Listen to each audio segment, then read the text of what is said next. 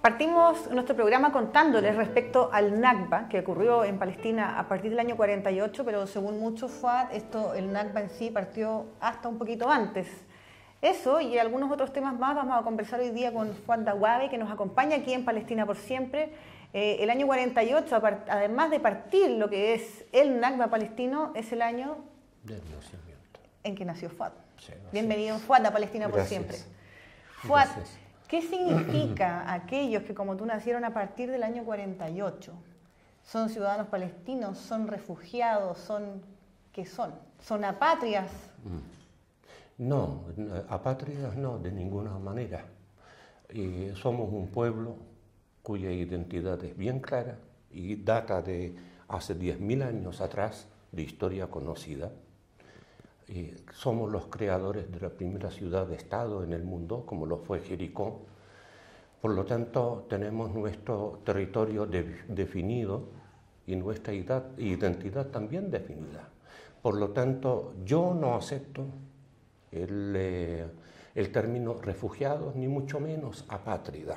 Somos lo que sí somos, gente expulsada de sus propios hogares y propiedades. Somos expulsados, porque refugiado para nosotros es denigrante. Apátrida es mucho más denigrante, porque nosotros sabemos cuál es nuestro origen y de dónde sale nuestro origen, y no como aquellos que van y colonizan otros territorios en nombre de un Dios vengativo. De un Dios vengativo y que además para ser un Dios tendría que ser bastante racista, bastante clasista, como para poder hablarnos de un pueblo elegido, selectivamente elegido por Dios. Y mi pregunta es la siguiente: si hay algunos que se consideran elegidos, ¿qué somos nosotros? ¿Somos hijos de quién? Nos dicen que somos hechos a imagen y semejanza de Dios. ¿Y por qué ellos son elegidos? Por un Dios que ordenaba penetrar las ciudades cananeas y filisteas, matar a todo ser viviente y apoderarse de sus riquezas. Si existiese hoy en día este tipo de personajes, serían condenados en los tribunales internacionales como criminales de guerra. Y si eso es tan evidente, si es tan claro la injusticia con el pueblo palestino, ¿qué pasa en estos 66 años que el problema sigue tal cual, que existe un derecho de retorno, pero que tampoco es tal, o que por lo menos no se puede ejecutar, o que por lo menos no se puede practicar? ¿Qué pasa cuando 66 años, de lo que tú nos explicabas recién, todavía tenemos la demolición de hogares, el desplazamiento de aldeas, o sea, con todo lo que se ha demolido, con lo que se ha arrasado y lo que se ha desplazado en estos 66 años, a claras luces de que estamos hablando de algo que no corresponde, que es un crimen flagrante de lesa humanidad? ¿Y qué pasó? Que todo continuó. A ver, para mí es muy claro. Una de las razones de la creación de la Organización para la Liberación de Palestina es palestinizar la causa palestina, porque mientras estábamos confiando en los gobiernos árabes, tuvimos solamente derrotas y tuvimos el Nakba o la catástrofe del año 1948, cuando los palestinos deciden tomar en sus propias manos la causa palestina, palestinizar la causa palestina, el mundo nos empieza a reconocer. ¿Y cómo se incorpora? En nuestras diferentes formas de pensar, porque el mundo cree que la Organización de Liberación de Palestina es una organización cerrada. No, la Organización de Liberación de Palestina tiene una estructura con varios partidos políticos en que está representada la mayor parte del pueblo palestino, tanto gente de centro como gente de derecha, como gente de izquierda. Y desde ahí surge el problema. ¿Con quién nos hemos topado? En primer lugar, y debo decirlo bien claramente, con la traición de muchos gobiernos árabes y con la complicidad internacional. Empezando por la propia Naciones Unidas, quien, sin derecho a disponer de un territorio dispone la partición de Palestina en 2 estados, contraviniendo incluso el artículo 12 de la Carta de Naciones Unidas, en la que queda claramente establecido que Naciones Unidas no puede enajenar, ni disponer, ni ceder un territorio bajo mandato como lo era Palestina. O sea, de ahí en adelante partió todo el resto de excepciones y de resoluciones incumplidas que Israel acomete en este momento. O sea, en la gestación del Nakba ya teníamos el primer incumplimiento, la primera violación a lo que es la esencia de las Naciones Unidas. O sea, ¿por qué no permitir todo lo que vendría después? Yo no hablaría de Israel, porque Israel no existió hasta el 15 de mayo, o el 14 de mayo para ser exacto, del año 48.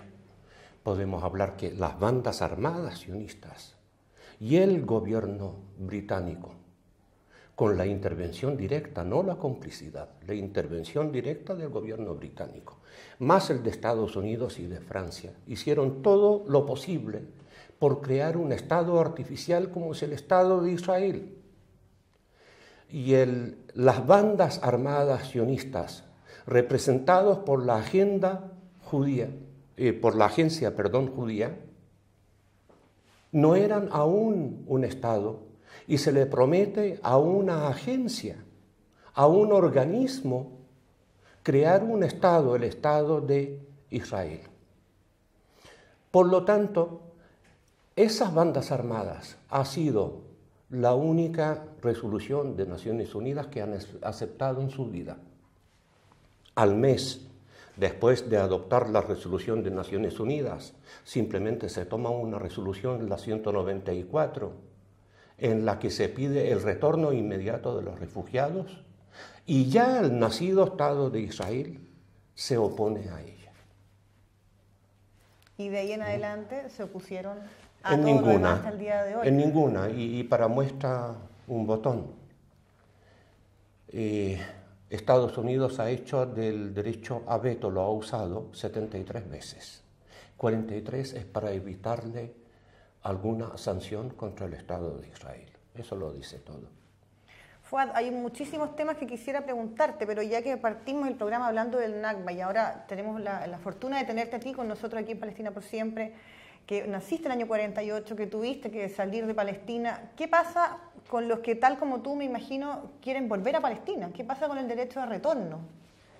Dependemos de un ocupante que en forma arbitraria nos impide retornar a donde nosotros nacimos, de un ocupante, del último vestigio del colonialismo que hay en el mundo, porque Israel es el único caso, el actual, que practica el colonialismo en un territorio ajeno.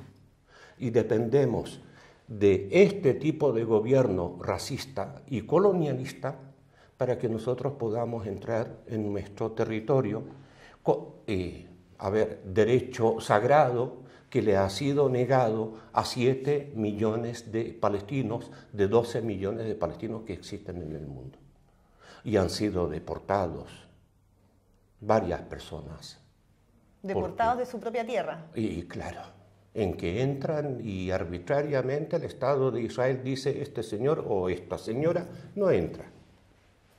¿Y por qué no entra? ¿Será que representan una amenaza, un peligro? Mire, todo lo que sea anti-Israel, todo lo que sea anticolonialista, mejor dicho, todo quien se atreve a contradecir los intereses del Estado de Israel, Israel inmediatamente le aplica la ley del antisemitismo, el racismo, y simplemente dice que es una amenaza para la seguridad de Israel. O sea, todo el mundo no puede tener seguridad en ningún aspecto, pero la seguridad del Estado de Israel está incluso por sobre del derecho internacional y el derecho internacional humanitario. Israel es un Estado privilegiado, apoyado por potencias occidentales. Y para nosotros, la historia de Occidente ha sido fatal para nuestras aspiraciones, comandados por los Estados Unidos de Norteamérica, por supuesto. ¿Confiamos en que en algún momento vamos a poder retornar todos a Palestina? ¿El que quiera ir que vaya, el que se quiera quedar se quede? Mira, es un derecho ineludible, es un derecho que no puede permanecer por largo tiempo. Los romanos nos han ocupado años, los persas nos ocuparon, los turcos nos ocuparon 400 años, y siempre el ocupante ha terminado en el basurero de la historia y nosotros hemos triunfado. Nada más que decir, clarísimas las palabras de Fouad, hacia allá vamos a triunfar con un Estado palestino soberano, independiente y por supuesto con autodeterminación.